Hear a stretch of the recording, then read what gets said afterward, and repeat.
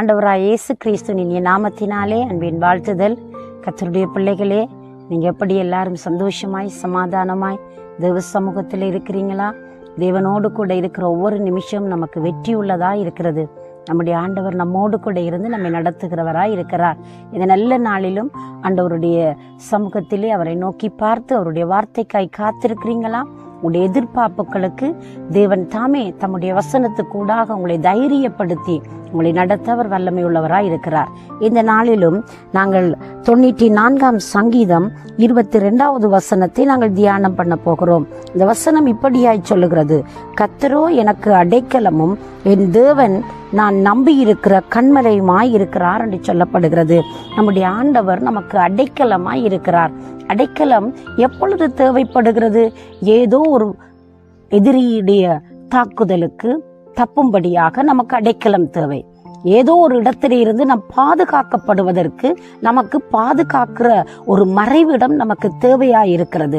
அது மட்டுமல்ல, எதிரியுடைய அம்புகள் வருகிற பொழுது அவைகளிலிருந்து நம்மை தற்காத்து நாம் பாதுகாக்கப்பட்டு இருப்பதற்கு நமக்கு அடைக்கலம் அவசியமாயிருக்கிறது.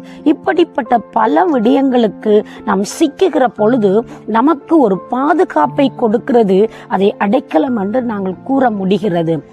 இந்த இடத்திலே சங்கீதக்காரன் தாவீது சொல்லுகிறார், கர்த்தரோ எனக்கு அடைக்கலமாயிருக்கிறார், நான் தேவனை நம்பி இருக்கிறேன், அவர்தான் என்னுடைய கன்மலையாய் இருக்கிறார். அன்பு பிள்ளைகளே, நாங்கள் இந்த நாளிலே இந்த வசனத்தின்படி கற்றுக்கொள்ள முடிகிறது ஒரு விடயத்தை நாங்கள் அவதானிக்கலாம்.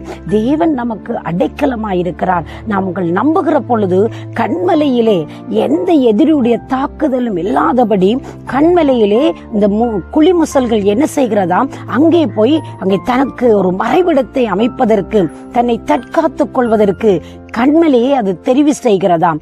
அந்த வண்ணமாய் கன்மலையிலே அதற்கு இருக்கிற நம்பிக்கை என்ன? எனக்கு எந்த ஒரு ஆபத்தும் வர முடியாது. எதிரிகளுடைய தாக்குதல், எதிரிகளுடைய அம்புகள், எதிரிகளுடைய சதிகள் எல்லா திட்டத்துக்கும் என்னை காப்பாற்றுவதற்கு கன்மலையானது மிக முக்கியம் என்று அந்த குளிமுசல் அது தெரிவு செய்கிறது. அவைகளை பார்க்கிலும் நம்முடைய ஆண்டவர் தம்மால் படைக்கப்பட்ட மனுக்குலத்திற்கு அவரே அடைக்கலமாயிருக்கிறார், அவரே கன்மலையாயிருக்கிறார். எப்பொழுது தெய்வம் நமக்கு கன்மலையாகவும் அடைக்கலமாகவும் மாறுகிறார் என்றால், நாம் அவரை நம்பி இருக்கிற பொழுது, நாம் அவரை சார்ந்து கொள்கிற பொழுது. மனிதனிடத்தில் ஒரு சுய பலன் இருக்கிறது, மனிதனிடத்தில் சுய சக்தி இருக்கிறது, அதனாலே காரியங்களை அவர்கள் செய்கிறார்கள், அது உண்மைதான்.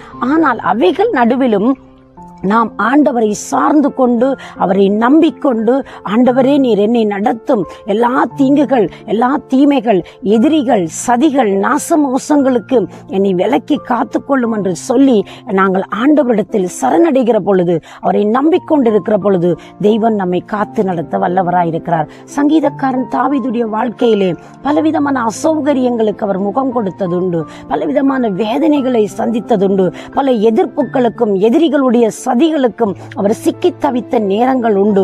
ஆனால் அந்த நேரத்தில் எல்லாம் தெய்வத்தை நம்பிக்கொண்டு, ஆண்டவரே எனக்கு அடைக்கலமாயிரும், ஆண்டவரே எனக்கு நம்பிக்கையாய் வாரும் என்று சொல்லி அவர் கூப்பிட்ட ஒவ்வொரு வினாடியிலும் தெய்வம் அவருக்கு உதவி செய்திருக்கிறார். இந்த காலை நேரத்திலே நீங்கள் அப்படிப்பட்ட ஒரு உதவியை நாடி நிற்கிறீங்களா? அப்படிப்பட்ட ஒரு உதவி உங்களுக்கு தேவையாயிருக்கிறதா? எந்த சிக்கலுக்குள் நீங்கள் சிக்கி தவிக்கிறீர்கள்? எந்த வேதனை கட்டத்திற்கு நீங்கள் கடந்து போய் கொண்டிருக்கிறீங்க?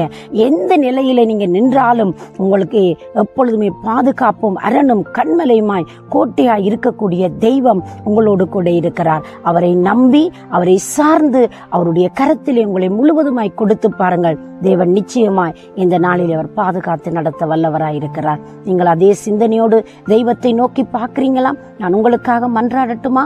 எங்களை நேசிக்கிற சர்வ வல்லமை உள்ள நல்ல ஆண்டவரே, இயேசு கிறிஸ்துவின் நாமத்தினாலே உம்முடைய பிள்ளைகள் உம்மை நம்பி உம்மை சார்ந்து கொண்டு, ஆண்டவரே என்னுடைய இந்த கடினமான நிலையில எனக்கு உதவி புரியும் என்று சொல்லி கேட்கிற பொழுது உம்முடைய பிள்ளைகளுக்கு நீர் ஆதரவாய் இருந்து அரவணைத்து நடத்தும், ஆசீர்வதியும். இயேசுவின் நாமத்தில் ஆசீர்வதித்து ஜெபிக்கிறேன் எங்கள் ஜீவனுள்ள நல்ல பிதாவே. ஆமேன், ஆமேன். தேவன் தாமே உங்களை நிறைவாய் ஆசீர்வதிப்பாராக. God bless you.